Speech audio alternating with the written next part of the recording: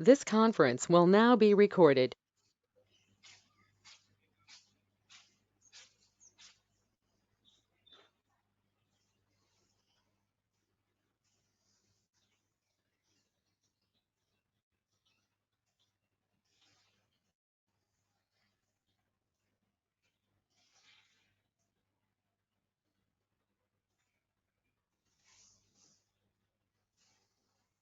This conference will now be recorded.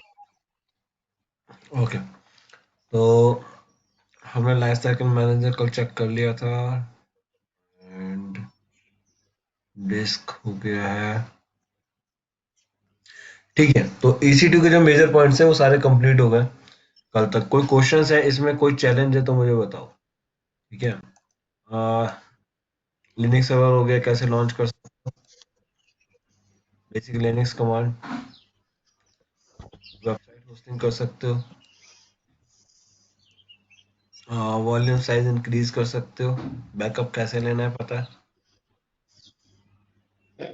What is AMI use कर सकते हो, security group हो गया, वॉल्यूम्स हो गया, इलास्टिक आईपी हो गया, पब्लिक आईपी पता है,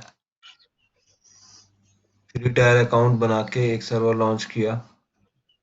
ठीक है, उसके साथ में एक सैंपल वेबसाइट होस्ट कर लिया। एक विंडोज सर्वर कैसे लॉन्च कर सकते हो, एक डिस्क अगर ऐड या रिमूव करना हो तो कैसे करोगे।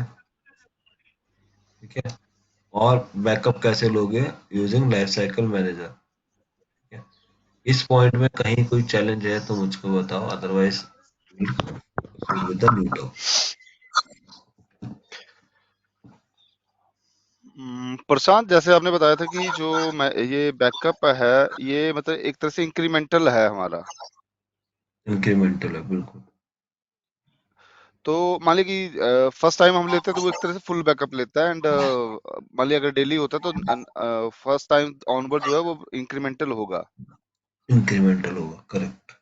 जो भी आपके चेंजेस तो होंगे उस बैकअप के अंदर। वही वो होंगे, तो मतलब फिर हमें जब अगर मान लीजिए कि कोई भी अगर रिस्टोरेशन पॉइंट, किसी पॉइंट पे रिस्टोरेशन करना है, तो फिर मतलब हमें वो भी इंक्लूड करना पड़ेगा जो फुल बैकअप एंड इंक्रीमेंटल हैं, उनमें मतलब क्या अप्रोच रहती है वैसे। एक करके देखो, असाइनमेंट दे दो, करके देखो एक बैकअप, 2 दिन के लिए 3 दिन के लिए आप लगाओ और उसमें कुछ डेटा डेली डालो। ठीक है, क्योंकि ये मैंने भी टेस्ट नहीं किया तो मैं कंफर्म नहीं कह सकता। तो वो होता यही है, अप्रोच यही है कि अगर उसको पीछे बैकअप बैकअप चाहिए होगा तो वहां जरूरत पड़ेगी। ठीक है, तो आपके पास होने चाहिए snapshots। क्योंकि इंक्रीमेंटल है ना, तो इंक्रीमेंटल में जरूरत पड़ेगी। बट करके देखो, अगर आपके पास, मान लो सपोज करो आपने आज कुछ लिया बैकअप तो वो फुल बैकअप हो गया, राइट। अब कुछ फाइल, नेक्स्ट डे कुछ फाइल बनाया तो सिर्फ उसी फाइल का बैकअप होगा, उसी फाइल का बैकअप होगा, यस, उसी यस। फाइल का होगा, है ना। तो उसमें सिर्फ वही चेंजेस आएंगे, फिर नेक्स्ट डे आपने कुछ चेंज किया तो वही चेंजेस आएंगे, तो चेंजेस तो वो ऐसे ही लेगा, ये तो कंफर्म है। ठीक है, बट रिस्टोरेशन के टाइम पर आप किस तरीके से उसको यूज कर सकते हो ये आपको देखना पड़ेगा। मतलब होगा यही सेम कंसेप्ट, आपका वो फॉलो करेगा जो आप बता रहे हो, राइट। वो जरूरत पड़ेगी, लेकिन एक बार करके देखो तो उससे और क्लियर हो जाएगा। ठीक है, बट आइडियली आपको डिलीट नहीं करना है बैकअप जो है। वो जैसे अगर आपने जो भी रिटेंशन रखा है, तो अगर आपने 7 डेज का बैकअप लिया है तो उसको आपको रिमूव नहीं करना है 7 डेज तक, राइट। उसको फॉलो करना है क्योंकि वो इंक्रीमेंटल फॉलो हो रहा है। 7 डेज के बाद अगेन वो पहला जो बैकअप होगा वो फुल बैकअप हो जाएगा अगर आपने 7 डेज का रिटेंशन रखा because in life cycle policy हम लोग कहीं पे ऐसा तो कहीं पे आई थिंक डिफाइन नहीं करते कि whether it will be a incremental और full backup daily, as such तो आई थिंक है। नहीं नहीं होता नहीं नहीं, कुछ वो फिक्स। बाय डिफॉल्ट इंक्रीमेंटल ही है। हाँ, वो बाय डिफॉल्ट इंक्रीमेंटल है, यू कांट चेंज इट। आप उसको चेंज नहीं कर सकते, बैकअप है ही ऐसा, पैटर्न उसका इंक्रीमेंटल ही रहेगा, आप उसको चेंज नहीं कर सकते। ठीक है। हम्म, चलो, तो आई थिंक मतलब बाकी सबका अगर नहीं आ रहा है तो मैं इसको यस लिख के चलूंगा, क्योंकि हम लोगों ने सैंपल वेबसाइट भी होस्ट करके देखा है और काम किया हुआ है, राइट? तो आई थिंक कोई चैलेंज यहाँ पे नहीं आ रहा है, राइट? हाँ जी, yes no maybe. Yes yes Prashant. Yes, चलो अब ऐसा लगता है ना, तब इससे पता लगता है कि हाँ कॉन्फिडेंस आ रहा है। हाँ जी भूपी जी, भूपी जी अरे देर, भूपी जी चले गए क्या? अभी तक तो जाग ही रहा था, पता नहीं अब। है तो सही, वो साइलेंस से जवाब दे रहे हैं। चलो ठीक है जी, तो स्टार्ट करते हैं। आज जो हमारा कंसेप्ट है वो है load balancer and auto scaling. ठीक है, ये ये क्या कंसेप्ट है, load balancer and auto scaling, इसको देख। तो लोड बैलेंसर ऑटो स्केलिंग क्या होता है? कोई आइडिया, कोई टेंटेटिव आइडिया अगर मुझको बताओ, लोड बैलेंसर और ऑटो स्केलिंग से हम लोग क्या कह रहे हैं? लोड बैलेंसिंग तो एक तरह से वो हो गया कि हमारे पास अगर बैक एंड पे मोर देन वन इंस्टेंसेस हैं तो मतलब वो फ्रंट एंड पे जो भी रिक्वेस्ट आएगी वो बैक एंड पे मतलब एक तरह से डिस्ट्रीब्यूट होती रहेगी as per load on machines. बिल्कुल, वो डिस्ट्रीब्यूट होता रहेगा, जो भी ट्रैफिक आएगा वो डिस्ट्रीब्यूट होता रहेगा, बिल्कुल सही है। ऑटो स्केलिंग,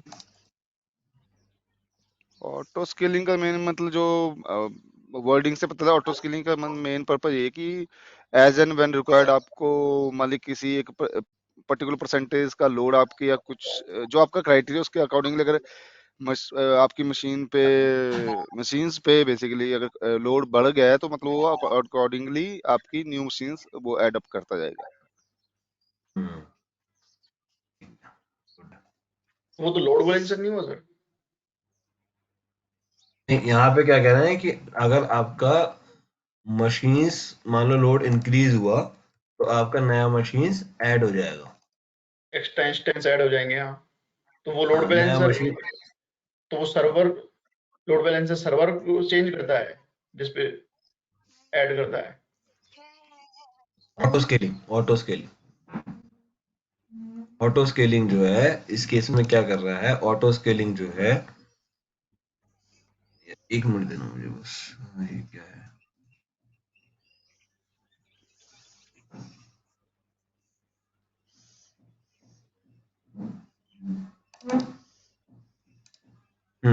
ऑटो स्केलिंग क्या करता है? ऑटो स्केलिंग आपके नए सर्वर्स ऐड कर रहा है, समझ रहे हो? ऑटो स्केलिंग तो नए सर्वर्स ऐड कर रहा है और लोड बैलेंसर आपके नए सर्वर्स ऐड नहीं कर रहा है। पहला क्या है, लोड बैलेंसर डिस्ट्रीब्यूट कर रहा है, तो जो भी आपका इनकमिंग है उसके पीछे आपके जितने सर्वर्स है वहां डिस्ट्रीब्यूट कर रहा है। लेकिन तो ऑटो स्केलिंग एग्जिस्ट बात बोली कि नया सर्वर ऐड कर देगा। तो ऑटो स्केलिंग क्या है, ऑटो स्केल हो रहा है, मतलब स्केल अप हो रहा है ना? तो इसमें क्या हो रहा है कि अगर मान लो कोई सर्वर आया और वहां पे लोड ज्यादा था, हाँ बस वेबसाइट का ट्रैफिक बढ़ गया, तो वो सर्वर को डिस्ट्रीब्यूशन का काम नहीं करेगा, वहां पे क्या कर रहा है, सर्वर को एडिशन का काम करेगा, है ना? सर्वर को एडिशन करने से ऑटो स्केलिंग क्या कर रही है, एडिशन की एक्टिविटी कर रही है। ठीक है, हाँ। और लोड बैलेंसर एग्जिस्टिंग सर्वर्स के बीच में डिस्ट्रीब्यूट करेगा लोड को जो ऑलरेडी है। एग्जिस्टिंग सर्वर के बीच में, बिल्कुल एग्जैक्टली। यहाँ पे क्या फर्क है कि वो एग्जिस्टिंग सर्वर के बीच में करेगा, बिल्कुल सही है ना, समझे? Yes sir. चलो गुड, तो यही जो है ये मेजर डिफरेंस है। ठीक है, हेलो। हेलो, हाँ जी, आ गए? हाँ कहाँ हाँ प्रशांत, अरे मैं यही हूँ यार, आवाज ही नहीं आ रही थी, पता नहीं। अरे मैं ये वो कह कह रहा था रहे हैं कि कि अभी आप लोड बैलेंसर दूसरा क्या बता रहे थे? उसके लिए auto scaling, auto scaling, hello. Auto scaling. अच्छा एम आई ऑडिबल? सब बाकी सबको ऑडिबल है?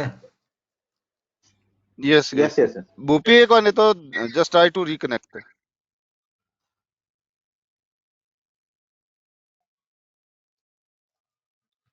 इनका वॉइस फिर गायब हो गया।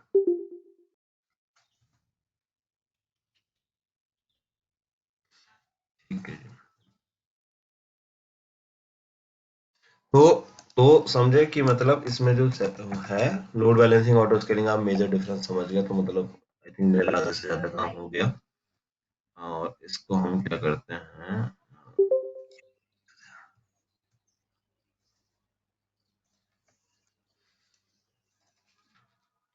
तो लोड बैलेंसर की बात कर रहा था मैं, तो लोड बैलेंसर ऑटो स्केलिंग का ओवरव्यू देख लो। ओवरव्यू में क्या है,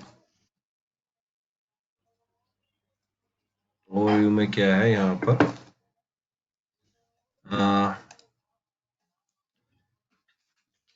तो हमारा जो टारगेट है, understand the concept of auto scaling और लोड बैलेंसिंग, ठीक है। Check practically how to do auto scaling और लोड बैलेंसिंग, ठीक है। To understand what is AMI, ये हमें क्लियर, ठीक है। Create and setup load balancer for an existing website, ठीक है। हम लोड बैलेंसर क्रिएट करेंगे। Setup and auto scaling for one web server and test auto scaling, ठीक है जी। तो ये तो हो गया।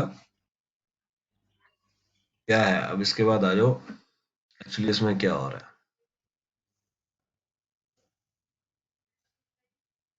हम्म।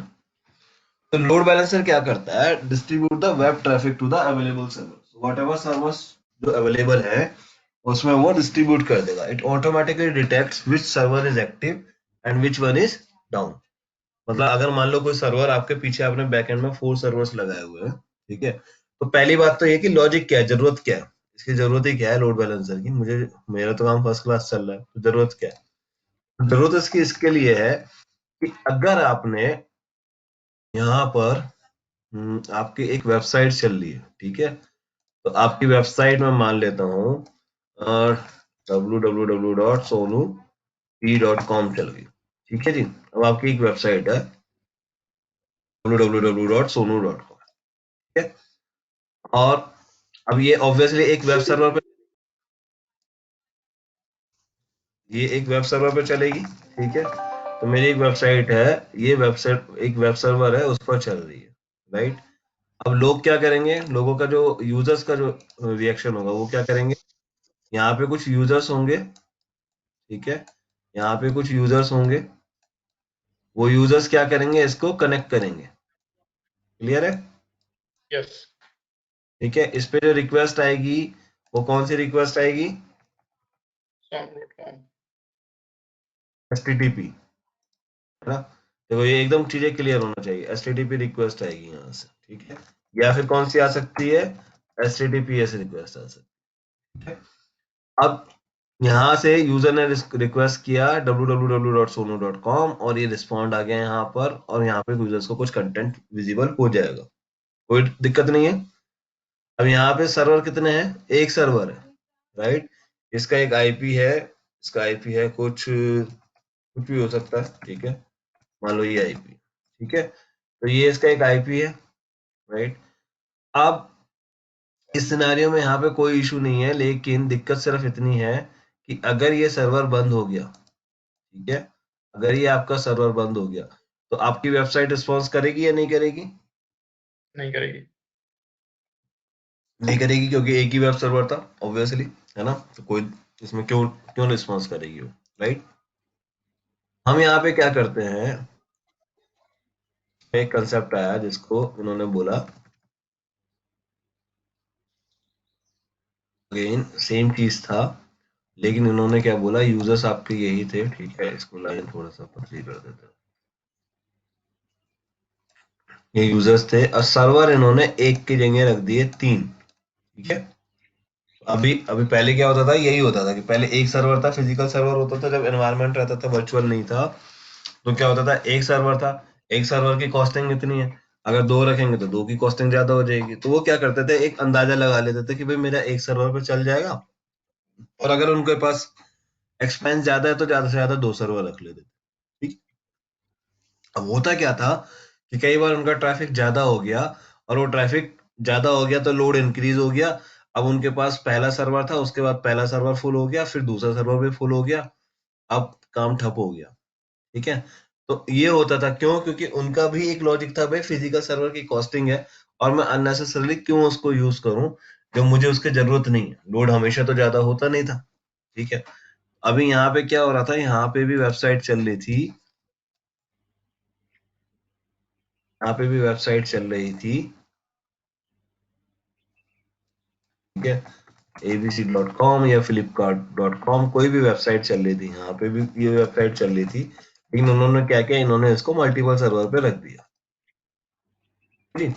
तो अब यूजर्स क्या होते थे, अभी लोड बैलेंसर में क्या हो रहा था, अब लोड बैलेंसर पे जो यूजर्स जा रहे थे, तो वो यूजर की रिक्वेस्ट कभी इस पे जाती है, कभी इस पे जाती है, कभी इस पे जा रही है, राइट।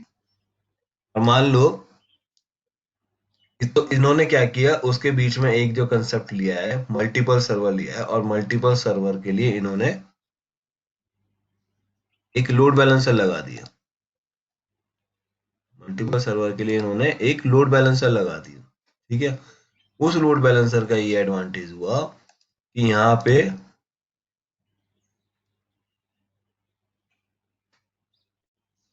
तो यहाँ पे क्या हुआ, अब एक लोड बैलेंसर पिक्चर में आ गया,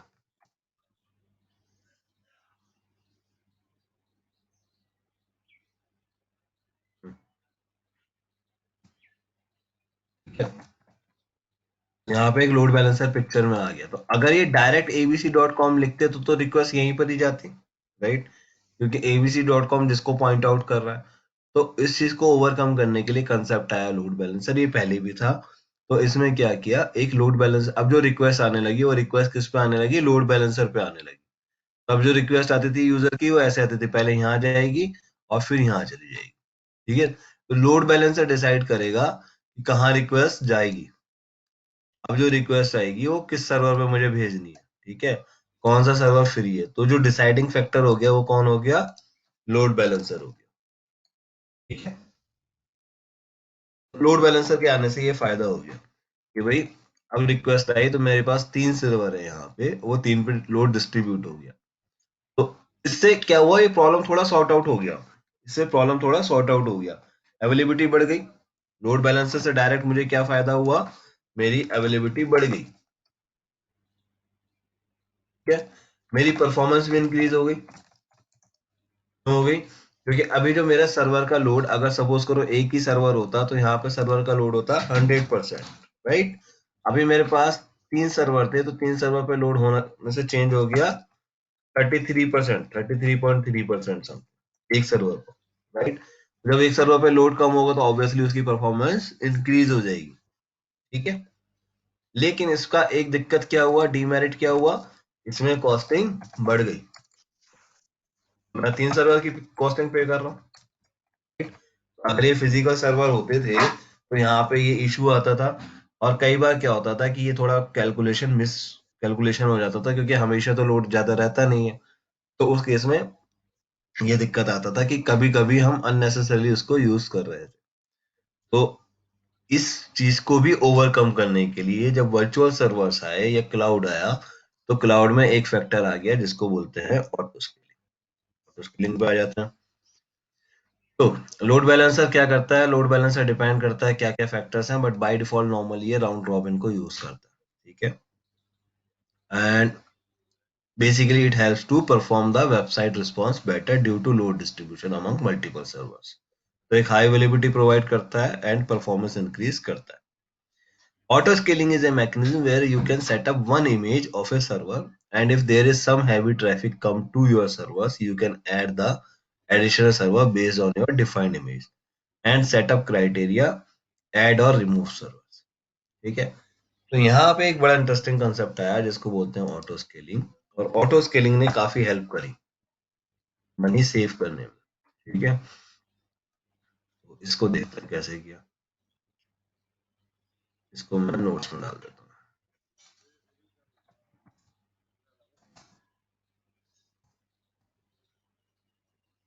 इसमें क्या हो रहा था, इसमें भी आपके पास यूजर्स थे, सेम कंसेप्ट है, ठीक है। यहाँ पे एक लोड बैलेंसर लगा दिया बीच में, और यहाँ पे हमने क्या किया, अब हमने इसमें ये बोला, ऑटो स्केलिंग में हमने क्या बोला कि मेरे पास 2 सर्वर पे चल रही है वेबसाइट, ठीक है, 2 सर्वर पे वेबसाइट चल रही है,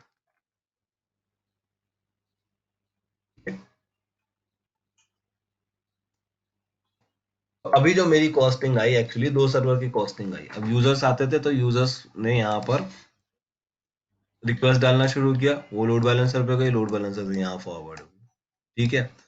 अभी किसी दिन क्या हुआ, अचानक से ट्रैफिक बढ़ गया, वेबसाइट ट्रैफिक बढ़ गया, तो ऑटो स्केलिंग एक कंसेप्ट आया। ऑटो स्केलिंग ने क्या बोला कि मैं 2 सर्वर को रिजर्व स्टेटस में रख देता हूँ, ठीक है।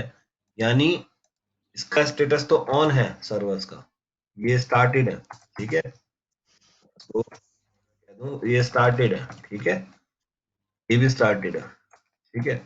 ये रिजर्व्ड है, मतलब ये ऑन नहीं है, ये पावर ऑन नहीं है, ये रिजर्व कैपेसिटी होगी, ठीक है।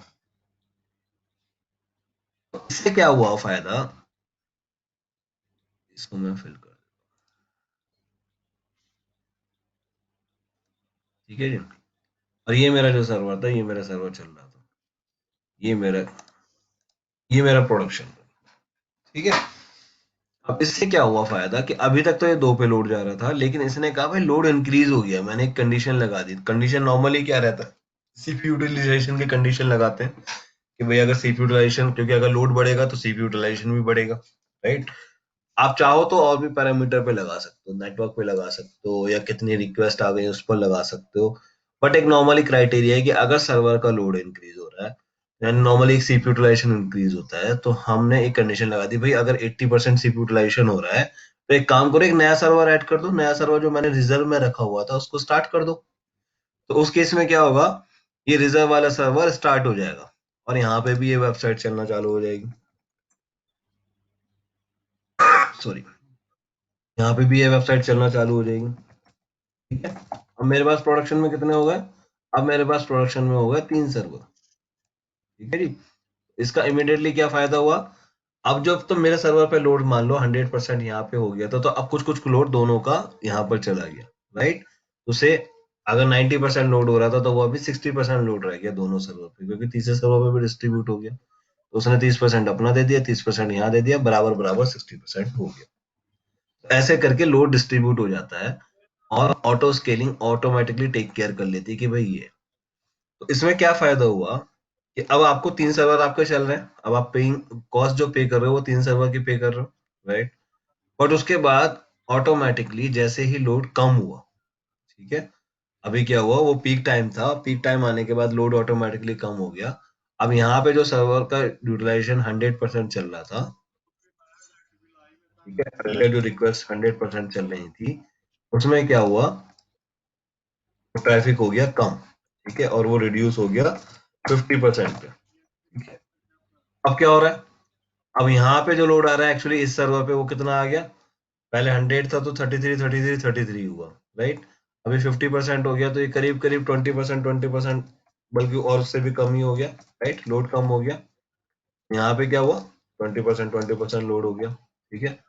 अब इसने देखा ऑटो स्केलिंग में, हमने देखा कि भाई अरे ये तो ऑलरेडी लोड बराबर हो गया है, कम हो गया है, राइट, और हमें इतने सर्वर्स की जरूरत नहीं है। तो वो क्या करेगा, वो इस सर्वर को फिर से स्टॉप कर देगा, फिर उस सर्वर को डाउन कर देगा, जो उसने एक्स्ट्रा सर्वर किया था उसको फिर से उसने डाउन कर दिया। अब डाउन करने से क्या हुआ, ठीक है, अब मुझे इसकी कॉस्टिंग पे नहीं करनी पड़ेगी, ठीक है। अब मैं फिर अगेन सिर्फ इन्हीं 2 सर्वर का पे कर रहा हूँ। तो हो गई ना स्मार्ट टेक्नोलॉजी कि भाई अगर मेरा लोड बढ़ा तो मेरा सर्वर भी ऑटोमेटिकली अप हो गया, और अगर मेरा लोड घटा तो मेरा ऑटोमेटिकली जो स्टार्ट सर्वर हुआ था वो भी डाउन हो गया, राइट। और जो मुझे पे करना पड़ रहा है वो सिर्फ उसी का करना पड़। तो फिजिकल में पहले यही चैलेंज आता था कि भाई मैं कितना स्टार्ट रखूं, कितना ऑन रखूं, क्यों मैं एक्स्ट्रा पे कर रहा हूँ। तो यहाँ पे ये चीज मैट हो गई। और दूसरी चीज उसमें जो फिजिकल मेंटेनेंस, जो मैनुअल वर्क रहता था, वो भी इसमें ओवरकम हो गया वर्चुअल सर्वर आने से, ठीक है जी। तो ये भी आपका चीज ओवरकम हो गई। और इस वजह से अगर आप देखोगे तो आजकल सारी वेबसाइट्स ऑलमोस्ट अप रहती हैं। कब कब डाउन होती हैं, डाउन वो तब होती हैं जब आपका ये जो रिजर्व कैपेसिटी थी ये भी फुल हो जाती है, ठीक है। तो सपोज करो उन्होंने कुछ प्लान किया कि भाई लोड आएगा तो कितना आएगा, ज्यादा से ज्यादा 2 और सर्वर का लोड आ जाएगा, ठीक है। लेकिन पता लगा सर्वर का लोड आ गया 5 सर्वर का या 6 सर्वर का, तो उस केस में क्या होगा, ये भी फुल, ये भी फुल, सब फुल हो गया तो सब डाउन हो जाएगा, है ना। क्योंकि वो आपका पीक टाइम पे कैच करिए। तो ऐसा कम होता है, बहुत कम होता है, लेकिन कभी कभी हो तो जाता है। जैसे आपने व्हाट्सएप का देखा था या फेसबुक का देखा था, ऐसा देखा था ना कि फेसबुक डाउन हो गया, उन्होंने भी तो ऑटो स्केलिंग लगा रखी है, लेकिन उनका जो भी यूटिलाइजेशन था वो ऑलमोस्ट सब कुछ फेल हो गया था, इसलिए दिक्कत हुआ था। हाँ जी बताओ। तो सॉरी प्रशांत, रिजर्व के लिए हम पे नहीं करते राइट, जो पहले जब वो यूज में नहीं हो रहा होता। हाँ, जो आप यूज नहीं कर रहे होते उसके लिए आप पे नहीं कर रहे हो, तो राइट। फिर तो रिजर्व मतलब बहुत ज्यादा भी रख सकता है ना, हर एवरीबडी विल की मतलब वो कई गुना कैपेसिटी हाँ, का रिजर्व। आप रख सकते हो। इशू क्या है कि अगर कोई हैकर या कुछ ऐसी एक्टिविटी हुई, कुछ वायरस आया, तो उस केस में क्या होता है, वो सारे सर्वर्स अप होते जाएंगे, राइट। आपने कैपेसिटी डिफाइन करी है, करेक्ट है। हाँ, कभी क्या जाता है ना, वायरस आया, वायरस से लोड इंक्रीज कर दिया, या इसको बोलते हैं क्या, फास्ट ट्रैफिक डाल दिया आपकी वेबसाइट पर, तो फिर राइट। बहुत ज्यादा सर्वर से ले लेगा वो, और फिर बिल ज्यादा आएगा वो। अब क्योंकि आपने तो एक कैपेसिटी रखी है ना, तो अभी आपने क्या किया, मतलब आपकी एक सर्वर की रनिंग कॉस्ट मान लो 1 लाख रुपीज है, ठीक है। और आपने बोला कि इसको चला दो। अब आपने 10 सर्वर रख दिए, तो आपकी कॉस्ट जो मैक्सिमम चली गई वो 10 लाख चली गई ना, हाँ, राइट। अगर आपके पास 4 थे तो आपकी कैपेसिटी 4 लाख गई। तो ये बेसिकली मतलब ये चीजें आपको माइंड करना पड़ेगा कि भाई मुझे कितना कॉस्टिंग में बियर कर सकता तो लोड बैलेंसर और auto scaling they work together actually. है, वर्क, राइट। बेस्ट प्रैक्टिस है कि अगर आप लोड बैलेंसर यूज कर रहे हो तो you should use auto scaling as well. अच्छा, एक चीज मेरे को कंफ्यूजन है कि जैसे मैं ऑटो स्केलिंग कॉन्फ़िगर करता हूँ, तो उसके लिए मुझे कोई टेम्पलेट भी सेव करके रखना पड़ेगा? वो कैसे, मतलब मशीन जो क्रिएट करेगा एट द टाइम? हाँ, तो देखो जो ये पॉइंट हमने किया कि हमने क्या बोला यहाँ पे, मैं आपको बोला कि auto scaling is a mechanism where you can set up one image, है ना। क्योंकि हमको यहाँ पे AMI की जरूरत पड़ेगी, तो आप जो कह रहे हो वो बिल्कुल ठीक, की कॉन्फ़िगरेशन जो जरूरत पड़ेगी वो हम कहाँ रखेंगे, हमको एक कॉन्फ़िगरेशन की जरूरत पड़ेगी यहाँ पे। तो मुझे एक्चुअली जो नया थर्ड सर्वर शुरू होगा वो कैसे स्टार्ट होगा, उसके पास कुछ बेस तो होना चाहिए ना कि भाई मेरी ये कॉन्फ़िगरेशन है, मैं इस कॉन्फ़िगरेशन का स्टार्ट होऊंगा, मेरे पास इतने CPU होंगे, इतने रैम होगी, जो भी ये मेरा कंटेंट होगा, तभी तो नया वेबसाइट अप होगा। अदरवाइज सिर्फ नया ब्लैंक सर्वर अप हो जाएगा, उससे तो फायदा नहीं है। आपको एक कस्टमाइज AMI बनानी पड़ेगी, और जब नया सर्वर लॉन्च हो AMI को यूज करेगा, या यहाँ पे एक और फंडा आता है जिसको बोलते हैं टेम्पलेट, उसको यूज करेगा और उससे स्टार्ट करेगा। बट अब इस केस में एक कैच ये भी आता है कि यूजुअली आजकल हम जो काम करते हैं, CI/CD पे काम करते हैं, ठीक है, तो जो भी चीज होती है डिप्लॉयमेंट हमारी रेगुलर आती है। अगर हम एक हम्म, पर्टिकुलर टेम्पलेट बना के रख देंगे, तो हम्म, न्यू जितने भी चेंज होंगे वो कहाँ से पिक करेगा? हम्म। एक बार ये देख लो, बिकॉज ये देख लो, टेम्पलेट तो ठीक है, ओके। है ना, एक बार ये देख लो, उसके बाद क्लियर हो जाएगा होपफुली। और उसके बाद अगर आपको आपका जो सिनारियो है उसके सिनारियो से मैच करने का ट्राई करें, ठीक है। पहले एक कंप्लीट कर लेते हैं, फिर देखते हैं, ठीक है, ठीक है, ओके। ठीक है। तो लोड बैलेंसर और ऑटो स्केलिंग दोनों क्लियर हो गया, कंसेप्ट समझ में आ गया। इसको देख लेते हैं। ऑटो स्केलिंग मैंने बोला, हाँ, तो इसमें क्या हुआ कि यहाँ पे एक नया सर्वर ऐड हो गया और ऑटो स्केलिंग के थ्रू आपकी वेबसाइट की मैनेजमेंट अच्छी हो गई।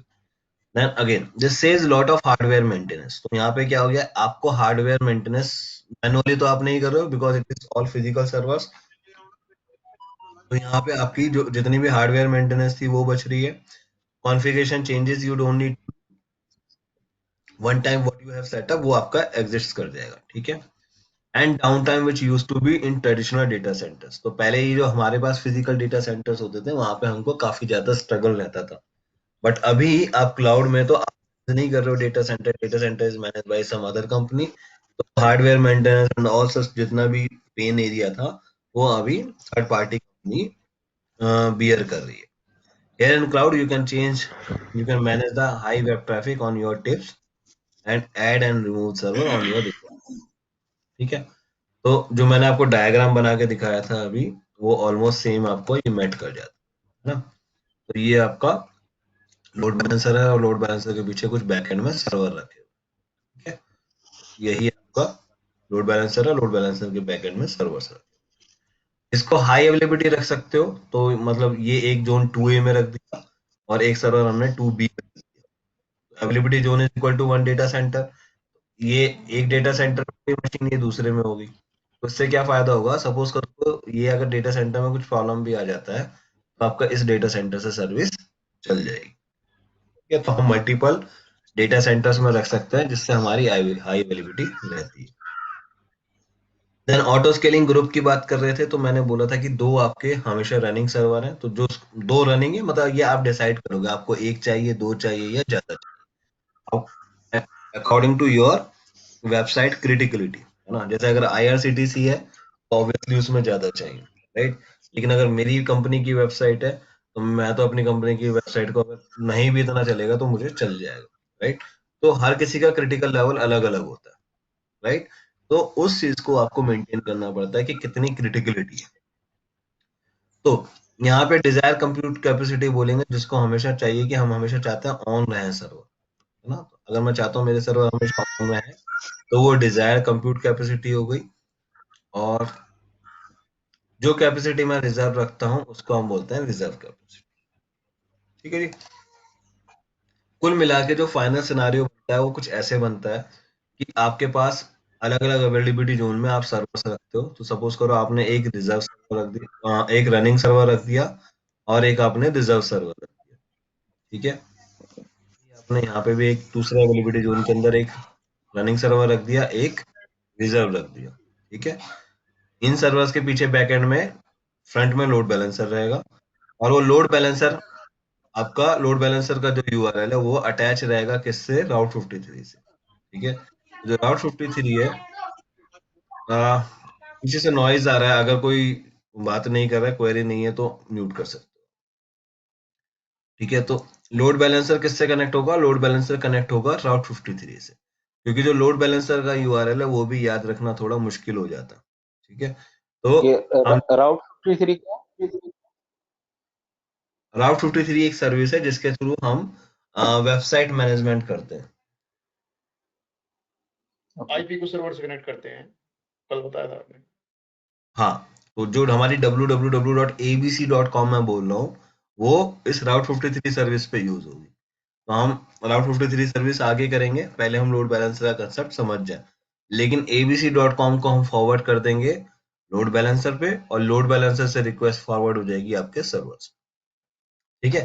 तो ये कुछ फाइनल सिनारियो आता है। आप तो देखते हैं रिक्वेस्ट, हम्म, सॉरी, हाँ जी, नंबर क्वेश्चन। ऑफ यूजर्स की रिक्वेस्ट कैसे मतलब टेस्ट करेंगे बढ़ा के? नंबर ऑफ यूजर्स की रिक्वेस्ट प्रैक्टिकली अभी चेक करते हैं, ठीक है। प्रैक्टिकली बनाते हैं सब। Okay.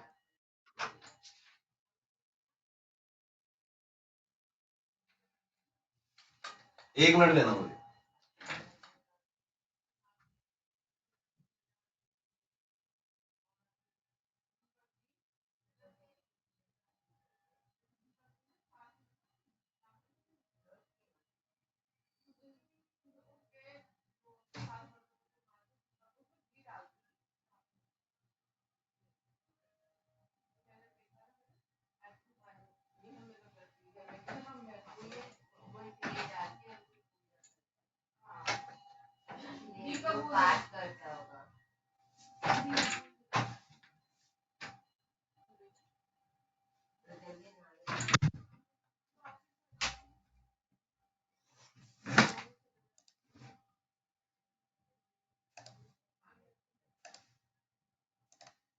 This conference will now be recorded.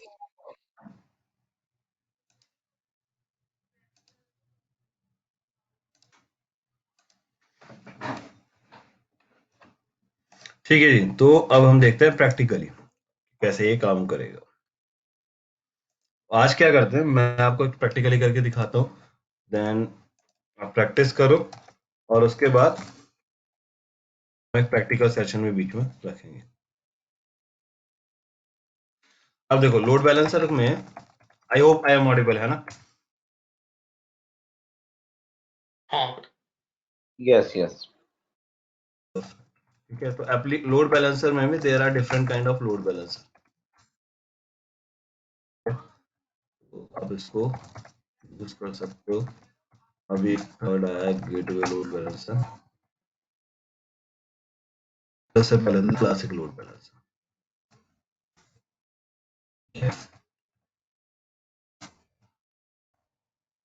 तो बेसिकली इन शॉर्ट अगर मैं बोलूं, एप्लीकेशन लोड बैलेंसर क्या रहता है, it is applicable for HTTP और HTTPS वेबसाइट ट्रैफिक के लिए we prefer to use application load balancer, because यहाँ पे हमको कुछ फीचर्स मिल जाते हैं। जैसे क्या होता है कि आप यहाँ पे हेडर बेस पे कुछ डिसीजन ले सकते हो। Okay, header base options available होते हैं। तो हेडर बेस ऑप्शंस का मतलब होता है कि जब आपका रिक्वेस्ट आता है इनकमिंग, तो कई बार हम वेबसाइट जो डालते हैं तो उसके साथ में कुछ इन्फॉर्मेशन होती है, जैसे आपका क्लाइंट का IP क्या है या कुछ और चीज भी आप ऐड कर सकते हो। ऑन स्क्रिप्टिंग लेवल या प्रोग्रामिंग लेवल हम लोग कुछ चीजें डिसाइड कर सकते हैं कि अगर मेरे पास ये रिक्वेस्ट आ रही है, और मतलब वेबसाइट के डिजाइनिंग लेवल पे हम लोग कुछ डिसाइड कर सकते हैं। वेबसाइट लेवल पे हम लोग कुछ डिसाइड कर सकते हैं कि जब ये रिक्वेस्ट यहाँ से आए, इस एप्लीकेशन से आए, तो कुछ कुछ आप कोड वगैरह डिसाइड कर सकते हो और उसके बेस पे वो डिसाइड करेगा कि आगे किस सर्वर पे फॉरवर्ड करना है। तो ऐसी चीजें आप एप्लीकेशन लोड बैलेंसर पे डिसाइड कर सकते हो। एंड ड्यू टू दिस कि आपका वहां पे टर्मिनेशन हो रहा है या रिक्वेस्ट आपकी ब्रेक होती है जो एप्लीकेशन लोड बैलेंसर पर आते हो, तो उसकी वजह से एप्लीकेशन लोड बैलेंसर थोड़ा सा स्लो होता है, slow compare to network load balancer. ठीक है, तो यहाँ क्या होता है बेसिकली आता है पर्सन रिक्वेस्ट आई। हाँ जी, एप्लीकेशन लोड बैलेंसर पे हम सिक्योरिटी आई थिंक डिफाइन कर सकते हैं, कनेक्शन लेवल डिफाइन नहीं कर सकते ना। बहुत सारी चीजें मैं आपको दिखाऊंगा, अभी बहुत सारी चीजें हैं, बट थोड़ा वेट करो। लेकिन यहाँ पे आप काफी सारी चीजें, आप ऑप्शंस डिसाइड कर सकते हो, राइट। तो चलो यहाँ पे जो एप्लीकेशन लोड बैलेंसर आया, इस पर मैं कुछ ऑप्शंस मुझे मिल गए, लेकिन कंपेयर टू ये थोड़ा सा स्लो हो गया। और यहाँ पे मैं किस तरीके के ऑप्शंस के लिए ज्यादा ये वेबसाइट बेटर है, एप्लीकेशन लोड बैलेंसर आपके HTTP और HTTPS ऑप्शंस के लिए, है ना, जहाँ पे आपकी वेबसाइट मैनेजमेंट का काम कर रहे हो, because it works on layer 7। और यहाँ पे ये वेबसाइट मैनेजमेंट के लिए जहां पे आप काम कर रहे हो, उसके लिए आप एप्लीकेशन लोड बैलेंसर यूज कर सकते हो। ठीक है, नेटवर्क लोड बैलेंसर जो है वो आपका डायरेक्ट रिक्वेस्ट है, यहाँ पे कुछ टर्मिनेट नहीं होता। ठीक है, यहाँ पे रिक्वेस्ट आई और सीधे जो भी रिक्वेस्ट पे जानी है, जहां पे भी आगे रिक्वेस्ट जानी है जिस सर्वर पे, वो फॉरवर्ड हो जाएगी। ठीक है, तो आपका रिक्वेस्ट क्या होता है, फॉरवर्ड हो जाता है, सिंपल स्ट्रेट फॉरवर्ड। तो ये किस लिए बेटर है, जहाँ पे आपको हाई स्पीड ट्रांसफर चाहिए, है ना, हाई स्पीड रिक्वेस्ट मैनेज करनी होती है। ठीक है, जहाँ पे आप मिलियंस ऑफ रिक्वेस्ट फॉलो करते हो, वहां पे जा सकते हो। गेटवे नया आया है जिसमें आप ऑन प्रीम के साथ भी अटैच कर सकते हो और ऑन प्रीम की रिक्वेस्ट ले सकते हो। ये बिल्कुल लेटेस्ट है, अभी बहुत ज्यादा यूटिलाइजेशन में नहीं है। क्लासिक लोड बैलेंसर पहले सबसे पहले स्टार्टिंग में होता था। इसमें क्या होता था क्लासिक लोड बैलेंसर में, इसमें सिर्फ यही होता था, तो एप्लीकेशन और लोड बैलेंसर कुछ अलग अलग नहीं था, जो भी रिक्वेस्ट आ रही है वो सिर्फ क्लासिक पे ही हैंडल होती थी और सिंपली आई और आगे फॉरवर्ड हो जाती थी। फिर उसके बाद ओवर द टाइम उन्होंने बोला कि हम एक लोड बैलेंसर सेपरेट कर लेते हैं वेबसाइट के लिए, तो उन्होंने एप्लीकेशन लोड बैलेंसर इंट्रोड्यूस किया। फिर एप्लीकेशन लोड बैलेंसर के बाद उन्होंने बोला, आप अभी क्या था कि जो नेटवर्क काइंड की रिक्वेस्ट थी, जो TCP रिक्वेस्ट थी, वो सिर्फ अभी भी क्लासिक पे डिपेंड करता था। तो उन्होंने बोला कि भाई हम जो अपनी जो बेसिक रिक्वेस्ट है उसके लिए भी हम नेटवर्क लोड बैलेंसर के लिए एक सेपरेट बना लेते हैं। तो फिर वो नेटवर्क लोड बैलेंसर पिक्चर में लेके आए और उसके बाद क्लासिक लोड बैलेंसर ऑलमोस्ट अभी वो रिटायर हो गया। ठीक है, मतलब नए लोग तो कोई भी यूज नहीं करते हैं। अगर किसी ने पहले से यूज किया हुआ एप्लीकेशन में तो कुछ केसेस में आपको मिल जाएगा, अदरवाइज क्लासिक लोड बैलेंसर अभी यूज में नहीं है। ठीक है, तो ये प्राइमरी 3 आपको लोड बैलेंसर मिलेंगे। अब देखते हैं कि ये काम कैसे करता है। ठीक है, तो अभी मेरे पास देखो इंस्टांस में कितने सर्वर रनिंग है, मेरे पास एक ही सर्वर रनिंग है। ठीक है, इसमें देखता हूँ मैं कुछ मेरे पास वेबसाइट होस्टेड है या नहीं है। तो वेबसाइट मेरे ख्याल से इसमें होस्टेड लिख लेते हैं, कॉपी करते हैं। ठीक है, देखो इस पे कोई वेबसाइट भी होस्टेड नहीं है। ठीक है, तो मैं क्या करता हूँ, मेरे पास एक AMI है ना, हमने AMI फीचर को यूज किया, तो अभी मैंने एक AMI यूज किया हुआ था और इसके थ्रू मैं कुछ सर्वर लॉन्च कर देता हूँ। ठीक है, तो मुझे लोड बैलेंसर के बैक एंड में कुछ सर्वर्स चाहिए, तो फॉर दैट मैं कुछ सर्वर्स लॉन्च कर देता हूँ। 3 सर्वर लॉन्च कर लेते हैं। ठीक है, नेक्स्ट। ठीक है, ठीक है, इसको लिख देते हैं वेब सर्वर्स। ग्रुप मेरे पास ऑलरेडी है, तो इसको ले लेते हैं, रिव्यू एंड लॉन्च। की पेयर मेरे पास ऑलरेडी है। ठीक है, तो मैंने ये 3 सर्वर्स यहाँ पे लॉन्च कर दिए, अभी मेरे पास 3 सर्वर्स रेडी है। ठीक है, इसको वेब सर्वर बंद कर देते हैं।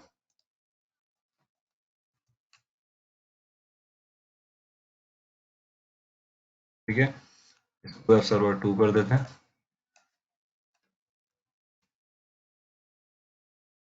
होप ये AMI सही होगा, है ना। वेब सर्वर 3 कर, ठीक है, फिर मेरे 3 सर्वर यहाँ पे रेडी होना शुरू होगा।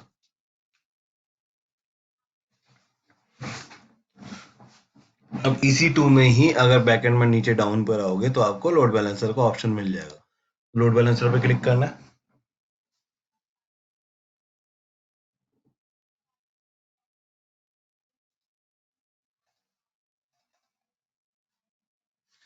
क्रिएट लोड बैलेंसर किया। ठीक है, तो अभी लोड बैलेंसर क्रिएट कर रहे हो तो क्या कर रहे हो, लोड बैलेंसर टाइप आ गए, right.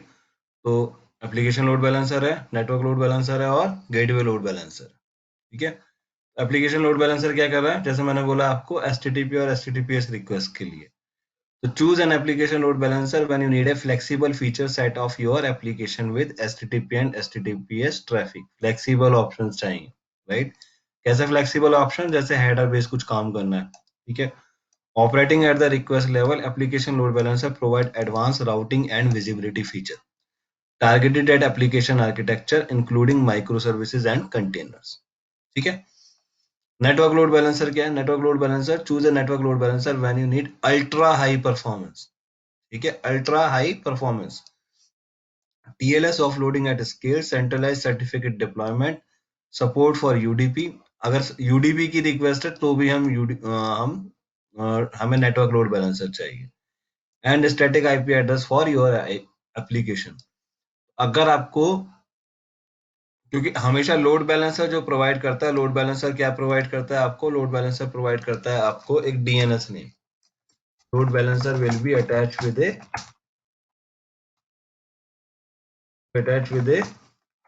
DNS name, okay. And if you want कि आपको IP मिल जाए, इफ यू नीड IP, तो भी आप नेटवर्क लोड बैलेंसर यूज करोगे। ठीक है, operating at the connection level, network load balancer are capable of handling million of request per second. जहां ऐसी रिक्वेस्ट है, ऐसी रिक्वायरमेंट है, मिलियन ऑफ रिक्वेस्ट, ठीक है, तो वहां पे आप क्या करोगे, नेटवर्क लोड बैलेंसर को यूज करोगे। ठीक है, गेटवे लोड बैलेंसर बिल्कुल नया है, उसमें क्या है आप देख सकते हो, choose a gateway load balancer when you need to deploy and manage a fleet of third party virtual appliance and support GNAPE। तो अगर कोई थर्ड पार्टी अप्लायंस को सपोर्ट करना है ना, वहां पर आप गेटवे लोड बैलेंसर को यूज कर सकते हो। These application enable you to improve security, compliance and policy control. यहाँ पे क्या होगा, यहाँ पे आपका एनवायरनमेंट अगर आप देखोगे तो यूजर्स आ रहे हैं, और यूजर्स के बाद HTTP रिक्वेस्ट गई और पीछे बैकएंड में ये गया। ठीक है, ठीक है, डायग्राम में मत फंसो, डायग्राम में कॉम्प्लिकेट हो जाएगा। ठीक है, तो सिंपल सी बात समझ में आई, एप्लीकेशन लोड बैलेंसर वेबसाइट के लिए और बाकी रिक्वेस्ट के लिए हम नेटवर्क लोड बैलेंसर फॉलो कर सकते हैं। चलो स्टार्ट करते हैं प्रैक्टिकली। स्टेप ऑलमोस्ट सेम रहते हैं हर किसी में, ठीक है, और classic load balancer previous generation. ठीक है, तो ये अभी आपका यूज में नहीं है, तो हम इसको गो थ्रू नहीं करेंगे, बट ये सभी तरीके की रिक्वेस्ट को फॉलो कर लेता था। HTTP, HTTPS, TCP के लिए अभी नेटवर्क हो गया, और SSL, ये रिक्वेस्ट सारी फॉलो कर लेता था, लेकिन अभी हमको ये जरूरत नहीं पड़ा। ठीक है, तो एप्लीकेशन लोड बैलेंसर मैं क्रिएट करता हूँ, नेटवर्क लोड बैलेंसर आप लोग क्रिएट करके देखोगे और फिर देखेंगे क्या चैलेंज आता है। ठीक है,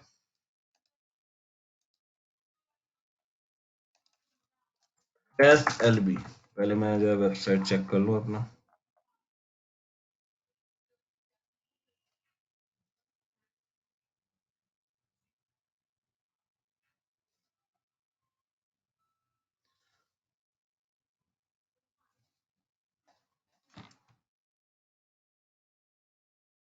ठीक है, परफेक्ट है ना, तो हमारी ये वेबसाइट चल रही है। ठीक है, तो तीनों सर्वर पे चलेगी, तीनों सर्वर ऑटोमेटिकली अप हैं। तो डायरेक्ट अटैच करने में बस यही दिक्कत है कि अगर मेरी डायरेक्ट वेबसाइट डाउन हुई तो, सर्वर डाउन हुआ तो वेबसाइट डाउन, तो मैं लिया है लोड बैलेंसर को पिक्चर में। अब इसको करते हैं वेब लोड बैलेंसर। ठीक है, इंटरनेट फेसिंग, अभी ये क्या है, इंटरनेट फेसिंग। आप में से कितने लोग इंटरनेट और इंटरनेट जानते हो ना? इंटरनेट जब हम बाहर से यूज कर रहे हैं और अगर हम इंटरनली कंपनी के अंदर यूज कर रहे हैं तो हम क्या कर सकते हैं, इंटरनल यूज कर सकते हैं। तो इंटरनल के लिए हमको क्या चाहिए, वर्चुअल प्राइवेट नेटवर्क। तो जो हम अगर हम वीपीसी पढ़ेंगे तो हम वर्चुअल प्राइवेट क्लाउड जब हम यूज करेंगे तो हम अपना एक नेटवर्क बना सकते हैं अपनी कंपनी का, और फिर जो कंपनी के ही आईपी से अगर हम एक्सेस करेंगे, यानी कंपनी के नेटवर्क में, जैसे अभी आप लोग किसी कंपनी में काम कर रहे होंगे तो उस कंपनी के नेटवर्क में आप जाओगे तभी आप उसके रिसोर्सेज को एक्सेस कर सकते हो। सेम वे में आप यहाँ पे भी एक डेडिकेटेड नेटवर्क बना सकते हो, और उस डेडिकेटेड नेटवर्क में जब आप उस आईपी रेंज में जाओगे तभी आप इंटरनल वाले को यूज कर पाओगे। ठीक है, इंटरनेट फेसिंग में बाहर पब्लिक से, मतलब बाहर इंटरनेट से मैं यूज कर सकता हूँ, तो मैं इसको इंटरनेट फेसिंग रखता हूँ। IPv4 टेक्नोलॉजी यूज कर रहे हो, अगर आपको IPv6 चाहिए तो आप डुअल स्टैक यूज करो। ठीक है, अगर आपकी कंपनी में IPv6 यूज होगा तो आप डुअल स्टैक यूज करो। ठीक है, नेटवर्क मैपिंग, किस वीपीसी से अटैच करना है, तो मुझे अभी क्या है, ये मेरा पब्लिक फेसिंग है, तो मैं क्या करूंगा, इसको पब्लिक वीपीसी जो डिफॉल्ट वीपीसी है उसको यूज करूंगा। मैं अभी डिफॉल्ट वीपीसी को यूज करूंगा। मेरे सर्वर्स किस रीजन में होंगे, ठीक है, तो हमने ये डायग्राम बनाया था ना। अगर मुझे हाई अवेलेबिलिटी चाहिए तो मैं क्या करूंगा, यहाँ पे एक 2A कर दूंगा, एक सर्वर 2B में रख दूंगा, है ना, तो हो गई हाई अवेलेबिलिटी। अगर मेरा ये डेटा सेंटर डाउन भी गया तो मेरा सर्वर दूसरी सर्विस से चल जाएगा, तो मेरा सर्वर एक 2A में होगा और मेरा एक 2B में होगा। ठीक है, अब जो मैं सर्वर्स क्रिएट करूंगा, अच्छा पहले एक बार चेक कर लेते हैं कि मेरे सर्वर्स एक्चुअली हैं किस रीजन में। तो देखो ये 2B में है मेरे सर्वर्स। ठीक है, मेरे वेब सर्वर 1 2 3 है ना, ओ मेरे सारे सर्वर 2B के अंदर है। ठीक है, तो मुझे यहाँ पे हाई अवेलेबिलिटी में एक तरह से अचीव नहीं कर रहा क्योंकि मेरे सारे सर्वर्स 2B के अंदर ही लॉन्च हुए, तो इसकी वजह से हमें सिर्फ 2B में अगर मैं काम करूंगा तो मेरा चल जाएगा। ठीक है, तो 2B ले लेते हैं, मेरे सर्वर 2B के अंदर है। सिक्योरिटी ग्रुप, तो सिक्योरिटी ग्रुप मैं चूज कर लेता हूँ, तो मेरे पास ऐसा सिक्योरिटी ग्रुप चाहिए। अच्छा, सिक्योरिटी ग्रुप भी दो जगह पे अब चलेगा, जैसे 80 पोर्ट चाहिए ना, ओपन होना चाहिए, तो 80 पोर्ट अब दो जगह ओपन होगा। लोड बैलेंसर का भी सिक्योरिटी ग्रुप है, देख रहे हो ना, मैं लोड बैलेंसर क्रिएट कर रहा हूँ तो लोड बैलेंसर का भी सिक्योरिटी ग्रुप है। अभी मुझे 80 पोर्ट कहाँ कहाँ पे ओपन करना पड़ेगा, मुझे एक तो इंस्टांस लेवल पे ओपन करना है जो मेरा सिक्योरिटी ग्रुप है, यहाँ पे भी मेरा 80 पोर्ट शुरू होगा अगर मेरी वेबसाइट है HTTP, या फिर मैं क्या करूंगा 443 अगर मेरा HTTPS ट्रैफिक है। तो एक तो इंस्टांस लेवल पे लगेगा सिक्योरिटी ग्रुप और एक कहाँ लगेगा, लोड बैलेंसर पे। लोड बैलेंसर पे। क्लियर है? ठीक है, तो ये चीज ध्यान रखना, अगर दोनों में से एक भी नहीं लगेगा तो आपकी वेबसाइट रन नहीं करेगी। तो कई बार ऐसा होगा जब आप प्रोडक्शन में कंपनी में काम कर रहे हो, यार कुछ इशू आ रहा है, वेबसाइट नहीं चल रही है, तो आपको इंश्योर करना है कि पोर्ट दोनों जगह पर ओपन है। ठीक है, तो ये आपको एक्चुअली में देखना है। मेरे पास, मैंने क्या देखा, मेरे पास ये वाला ग्रुप है और इसमें मेरा 80 पोर्ट है, मैंने ये रिक्वेस्ट ले लिया। ठीक है, अभी देखो दिखा रहा है कि किस पे लिसन कर रहा है, 80 पोर्ट पे लिसन कर रहा है। ठीक है, रिक्वेस्ट आ रही है 80 पोर्ट पे। ठीक है, अब ये क्या करेगा, आगे फॉरवर्ड कर देगा। तो फॉरवर्ड करना है तो फिर किसको फॉरवर्ड करेगा, लोड बैलेंसर को। देखो यहाँ पे लोड बैलेंसर पे रिक्वेस्ट आई, आगे किसको फॉरवर्ड हो रही है, सर्वर को।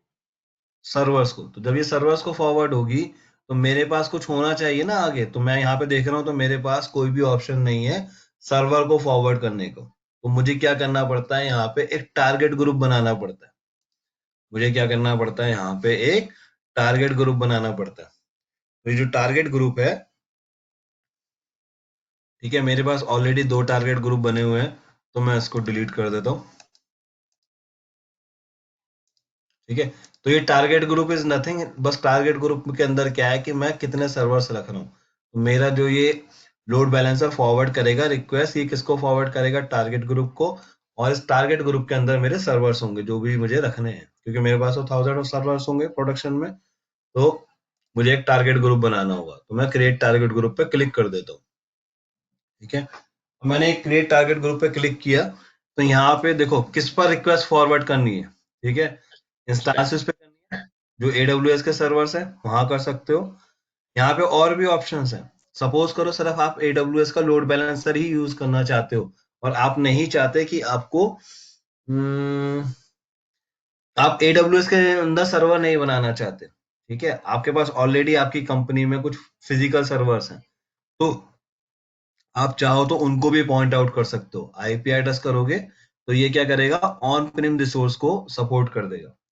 मतलब क्योंकि अगर उस सर्वर का कोई पब्लिक आईपी है जो आपके यहाँ पे ऑन प्रिम पड़ा हुआ है, मतलब आपके खुद के डेटा सेंटर में रखा हुआ है, तो आप उसके आईपी पे भी इसको फॉरवर्ड कर सकते हो। उसको एक पब्लिक आईपी दे दो और उस पर वो रिक्वेस्ट फॉरवर्ड कर दो, और यहाँ पे जब नेक्स्ट करोगे तो वो बोलेगा किस आईपी पे मैं रिक्वेस्ट फॉरवर्ड करूँ। ठीक है, और AWS के सर्वर अगर आप यूज कर रहे हो तो उस पर तो आप इजीली कर ही सकते हो, इंस्टांस सेलेक्ट करोगे और यहाँ पे आप कर सकते हो।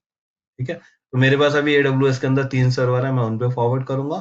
बट अगर हमारी इन रियल अगर आपको जरूरत पड़ती है ऑन प्रिम को यूज करने की, मनी सेव करने के लिए, कि भाई मेरे पास फिजिकल सर्वर है मैं क्यों वेस्ट करूं, तो आप उसको इसलिए यूज कर सकते हो। ठीक है, इसके अलावा आप किसी और दूसरे लोड बैलेंसर पे भी फॉरवर्ड कर सकते हो रिक्वेस्ट। और आप चाहो तो लैम्डा फंक्शन एक सर्विस होती है, हम लैम्डा पढ़ेंगे। लैम्डा इज नथिंग, लैम्डा क्या है, एक फंक्शन होता है, मतलब वो रिक्वेस्ट को इस लैम्डा फंक्शन पे फॉरवर्ड कर देगा, और लैम्डा फंक्शन पे हमने कुछ स्क्रिप्ट लिखी हुई होगी कि भाई आगे क्या काम करना है आपको, तो वो आगे रिक्वेस्ट फॉरवर्ड कर देगा।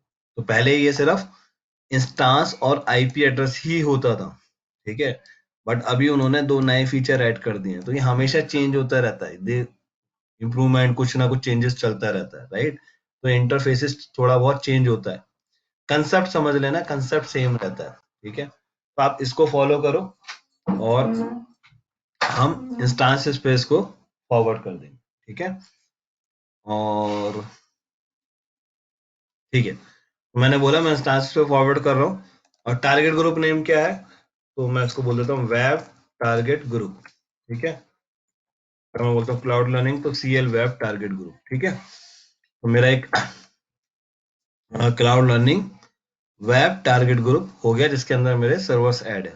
ठीक है, अब किस प्रोटोकॉल को सपोर्ट करना है, तो अब देखो पहले सिर्फ HTTP और HTTPS को सपोर्ट करता था, अभी क्या हो गया है, कुछ और ऐड कर दिए, बिल्कुल रिसेंटली चेंज किया। ठीक है, तो ये 80 पोर्ट पे हमने बोला फॉरवर्ड कर दे। ठीक है, ठीक है जी। सिलेक्ट द VPC, जिस VPC के अंदर आपके सर्वर्स हैं वो बताओ। तो हमने बोला मेरे सर्वर जो है इसमें एडेड है। ठीक है, इस VPC में मुझे पता है क्योंकि मेरी रेंज 172 की है, ये मेरा कस्टमाइज VPC है। ठीक है, तो इसको मैंने VPC ले लिया। प्रोटोकॉल वर्जन हम डिफॉल्ट पे चलेंगे। ठीक है, या अगर आपका वेबसाइट डेवलपर बताएगा अदरवाइज कि भाई HTTP 1 यूज कर रहे हो या HTTP 2 यूज कर रहे हो। हेल्थ चेक, तो यहाँ पे हेल्थ चेक करेगा कि भाई आपके सर्वर्स अप है या नहीं है। वो कैसे डिसाइड करेगा कि भाई मेरा लोड बैलेंसर अप है और रनिंग है या नहीं है, तो वो मॉनिटरिंग भी कर रहे हैं यहाँ पे AWS। तो इन्होंने बोला HTTP पे मेरी वेबसाइट चल रही है, किस पाथ पर चल रही है, तो ये डिफॉल्ट पाथ है। ठीक है, बाय डिफॉल्ट ये एज्यूम करता है कि यहाँ पे index.html होगा या index.php होगा। अगर ये सब है तो इसको आपको लिखने की जरूरत नहीं है। ठीक है, लेकिन अगर आपका कुछ कस्टमाइज है, जैसे main.html है, ठीक है, तो वो तुम्हें पाथ बताना पड़ेगा कि भाई जो मेरी वेबसाइट एक्चुअली खुलती है वो इस सर्वर पे जाके in.html पे खुलती है। ठीक है, तो अब यहाँ पे तो मेरे पास नहीं है तो ये नहीं आ रहा है ना, लेकिन अगर आपका कुछ ऐसा कस्टमाइजेशन है तो वो आपको डालना पड़ेगा पाथ। अदरवाइज आप index.html देखो बाय डिफॉल्ट ले लेता है, तो देखो ये बाय डिफॉल्ट डाला है, ये चाहे मैं डालूं या नहीं डालूं तो मुझे यहाँ पे लिखने की जरूरत नहीं है। ठीक है, एडवांस हेल्थ चेकिंग क्या है? अगर आप किसी पोर्ट को ओवरराइड करना चाहते हो कि मेरे पास रिक्वेस्ट तो आई 80 पे, लेकिन एक्चुअली मेरी जो वेबसाइट होस्टेड है वो 8080 पर है, तो ऐसा भी कर सकते हो। ठीक है, लेकिन जो मेरी वेबसाइट होस्टेड है वो एक्चुअली इसके 80 पोर्ट पर ही होस्टेड है, तो मुझे इसकी जरूरत नहीं है, तो मैं इसको क्या रखता हूँ 80। ठीक है,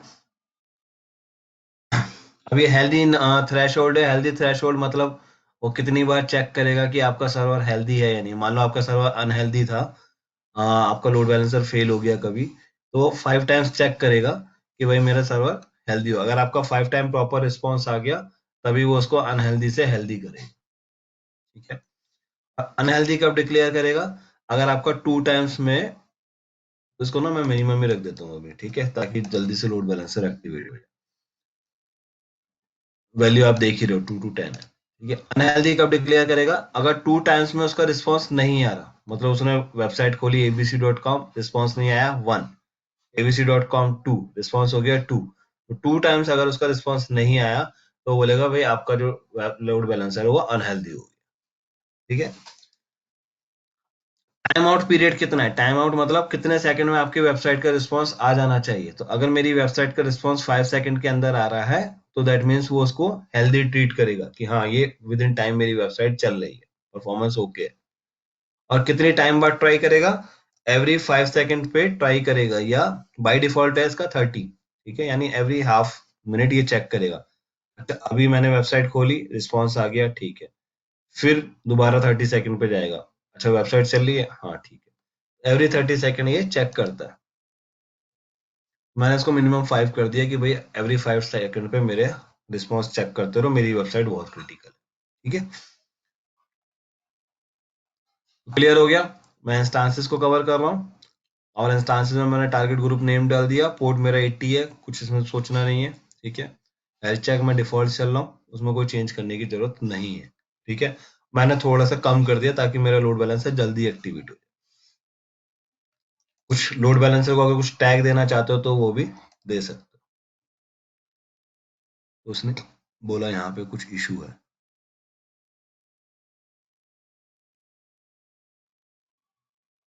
it must be smaller than the interval. Interval कितना डाल दिया मैंने? ओके, तो इसको मैं 10 कर देता हूँ। ठीक है,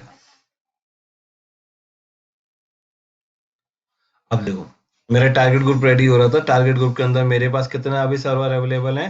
4 सर्वर अवेलेबल हैं। ठीक है, मुझे लोड बैलेंसर के अंदर कितने सर्वर डालने हैं अभी?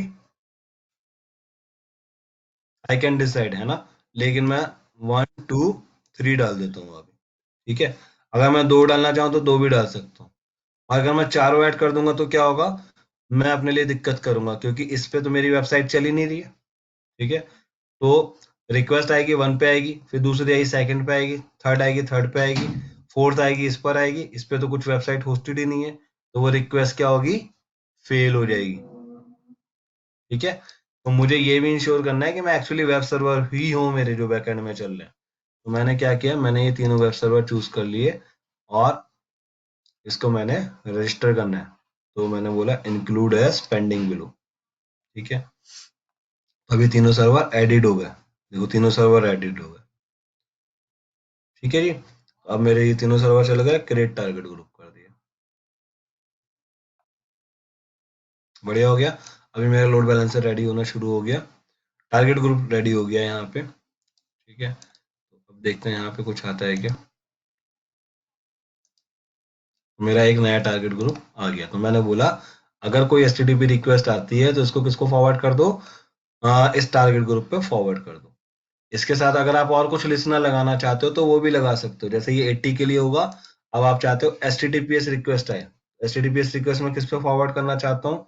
तो अगर HTTPS रिक्वेस्ट क्या होती है, ये पता है, जो सिक्योर सर्टिफिकेट आता है, मतलब अगर आप चाहते हो कि आपकी वेबसाइट सिक्योर हो, है ना, जैसे आप कोई भी वेबसाइट खोलते हो तो वेबसाइट में क्या होता है, एक सर्टिफिकेट लगा हुआ होता है, SSL सर्टिफिकेट जिसको बोलते हैं, है ना।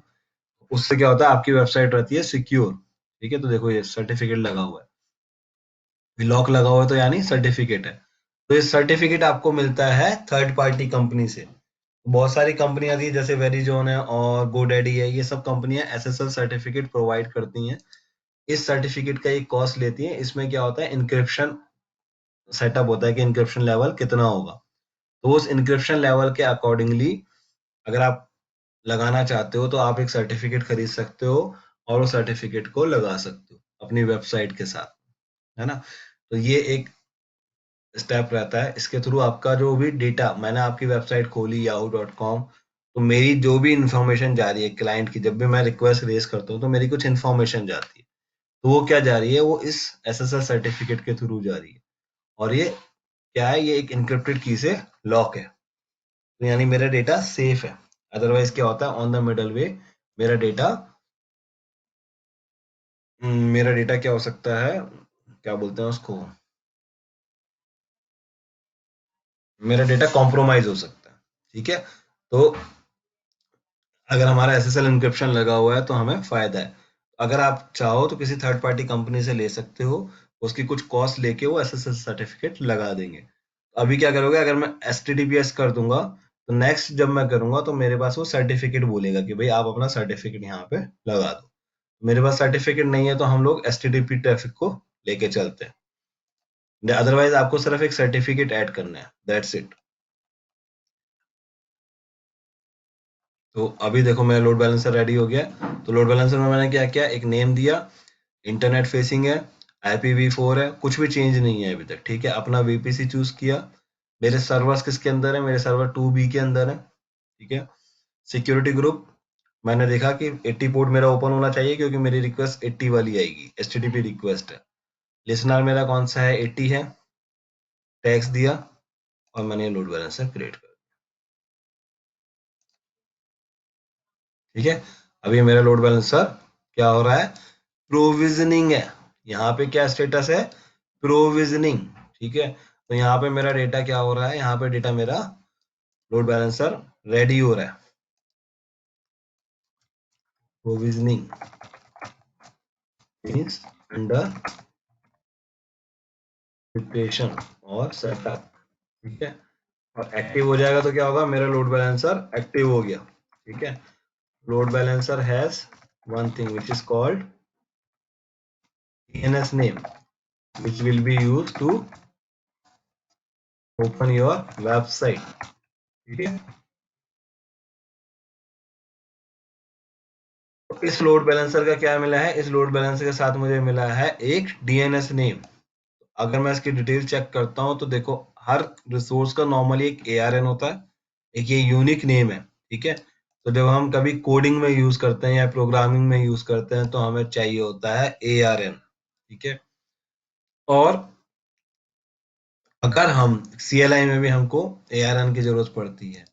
और वैसे हमें जो मेन जो आउटपुट है इसका वो क्या है, DNS नेम। ठीक है, तो मैं इसको कॉपी करता हूँ DNS नेम और इसको ओपन करता हूँ। अभी तक तो मेरे पास सर्वर के IP थे, लेकिन सर्वर का IP से तो एक ही सर्वर चलेगा।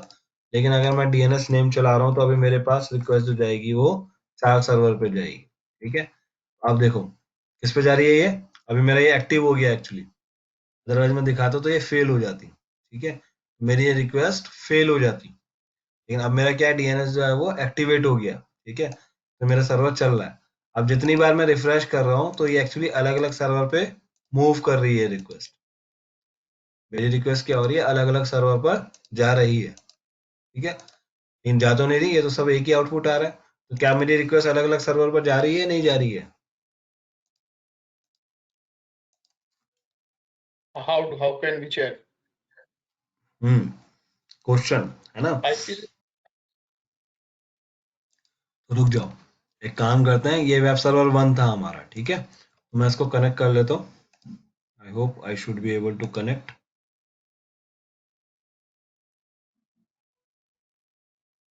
हाँ हो गया, नहीं हो रहा। ठीक है, ब्राउजर में कभी कभी इशू आ जाता है, तो क्या करते हैं, इसको कॉपी करते हैं और हम सेशंस पे जाते हैं, इसको मैं कनेक्ट कर लेता हूँ।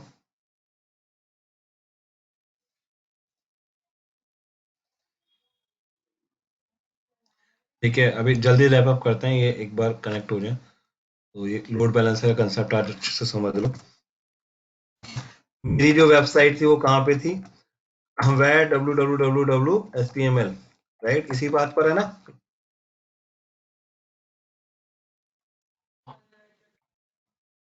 मैं जो कंटेंट रखता हूँ वो किस बात पे रखता हूँ, where www.html पे, राइट। तो मैं इस फाइल को चेंज कर देता हूँ। ठीक है, तो मैं क्या करता हूँ, आपको जाके चेंज कर देता हूँ।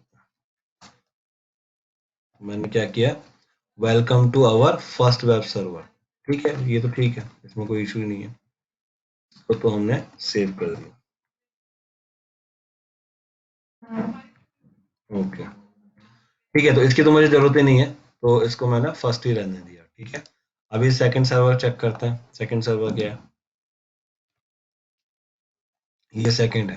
ठीक है, इसको कॉपी किया और इसको भी मैंने इसका कंटेंट चेंज कर देता है।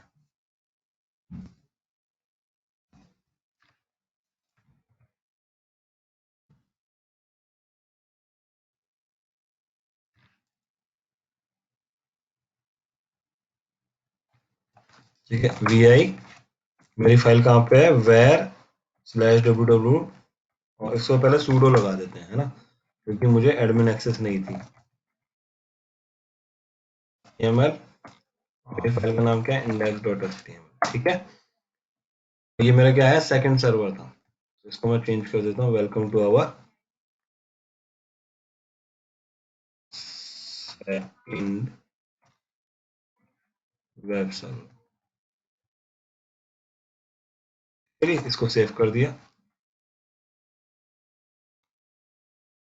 आ गया। एक और सर्वर है हमारे पास, थर्ड, है ना, तो उसको भी कनेक्ट कर लेते हैं।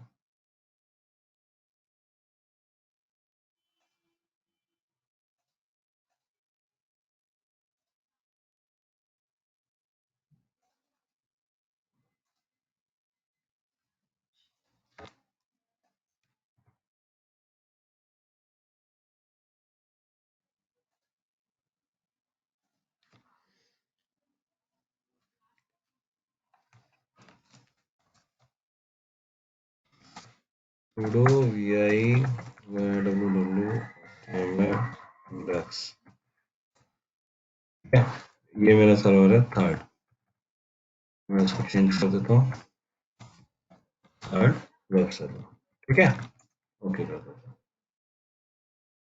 अब देखो, ये डीएनएस नेम है, राइट, अब मैं इसको रिफ्रेश करता हूँ, ये फर्स्ट वेब सर्वर पे जा रही है रिक्वेस्ट। ठीक है, अब ये रिक्वेस्ट किस पर गई,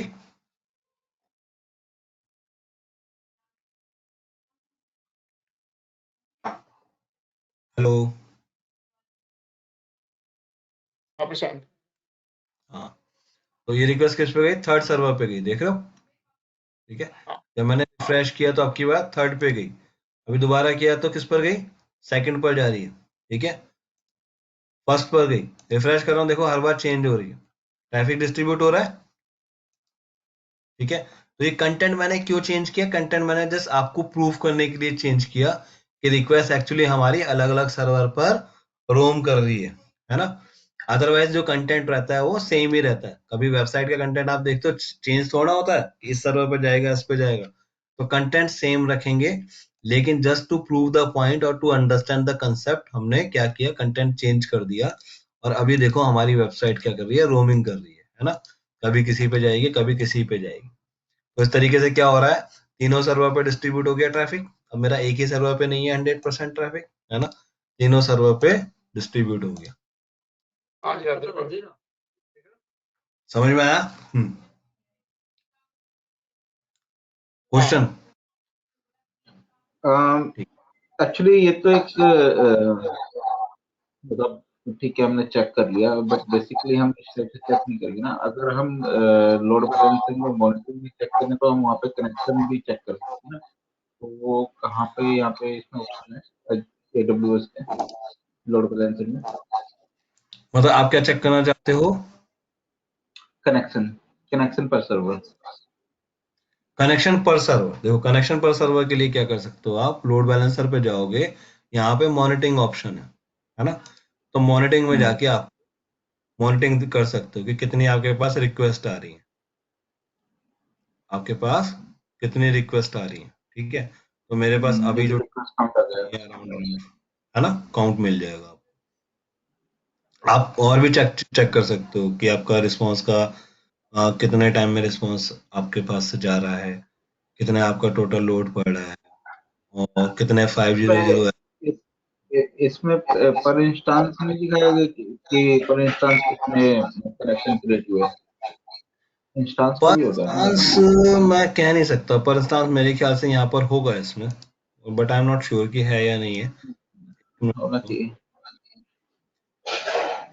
में जाओ तो टारगेट में मिल जाना चाहिए मेरे ख्याल से।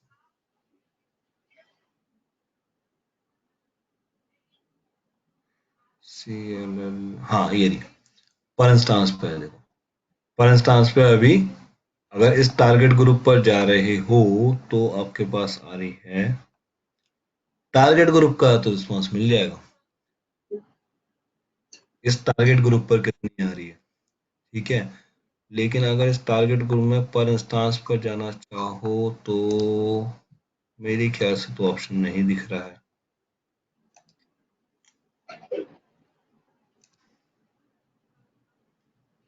बट वो फॉर श्योर होगा, मतलब आप पर इंस्टांस निकाल सकते चलो ढूंढते हैं। हो। ये ऑप्शन मतलब थोड़ा सा गूगल करोगे तो आपको मिल जाएगा।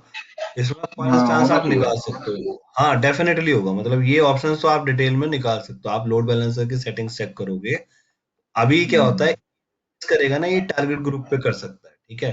तो इसमें एक कंडीशन हो सकती है कि या तो आप मल्टीपल टारगेट ग्रुप बनाओ, लेकिन वो एक लॉजिक नहीं बनता।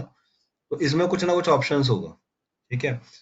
अगर आप देखोगे तो आप एक बार ट्राई करके देख लो मिलने का। अदरवाइज फिर मैं कुछ ऑप्शन सर्च कर दूंगा अगर मुझे। हाँ चलो देखते हैं, ढूंढते हैं इसको क्या होगा बट तो ये मतलब जरूर आपको डिस्कस। डेफिनेटली ऑप्शन जरूर मिलेगा। ठीक है, इसमें आप आते हो जाओगे। हाँ, ठीक है जी, तो क्लियर हुआ। तो आप क्या कर सकते हो, लोड बैलेंसर पर आप चेक कर सकते हो कि भाई मेरे पास टोटल कितने रिक्वेस्ट आ रही हैं, राइट, और मेरी कितनी रिक्वेस्ट आगे फॉरवर्ड हुई, और अब ये मेरा लोड बैलेंसर हो गया एक्टिव। और हमने ये भी देखा कि हमारा मल्टीपल टारगेट, मतलब अगर हम हमारा एक्चुअली जो इनकमिंग ट्रैफिक है वो दूसरे लोड बैलेंसर पर जा रहा है। लेकिन अभी तुम एक चीज देखोगे, ये जो लोड बैलेंसर का नेम है ना, ये भी आपको याद रखना थोड़ा सा टफ काम है या नहीं? तो इसको हम क्या करेंगे, एक आगे सर्विस यूज करेंगे राउट 53, उसके थ्रू हम इसको अटैच कर देंगे abc.com पे। abc.com याद रखना आसान है, राइट। abc.com ऑटोमेटिकली किससे लिंक हो जाएगी, इस, और ये लोड बैलेंसर रिक्वेस्ट कहाँ चली जाएगी आपकी, जो बाकी के सर्वर्स हैं, जो इसके पीछे बैकएंड में सर्वर्स लगे हुए, ठीक है। तो ये आपका इस तरीके से काम करेगा। आई थिंक 15 मिनट्स हो गए हैं ओवर हम लोग, तो आज के लिए रैप अप करते हैं। बट कोशिश करो, ये एक लोड बैलेंसर बना के देखो, ठीक है। Application load balancer, network load balancer बना के देखो, और काफी चीजें उससे आपको क्लियर हो जाएंगी, ठीक है। कंसेप्ट समझ में आया? अगर कंसेप्ट समझ में आ गया तो बेटर है, राइट। हम इसको यूज तो करेंगे तो आपको धीरे धीरे क्लियर हो जाएगा। अगर ये कंसेप्ट समझ में आ गया तो एक प्रैक्टिकली करके देखो, ठीक है। चलो फिर कल कंटिन्यू करते हैं और ऑटो स्केलिंग को कल कवर करेंगे। ठीक। Okay, Okay, take thank care, okay bye. Bye bye.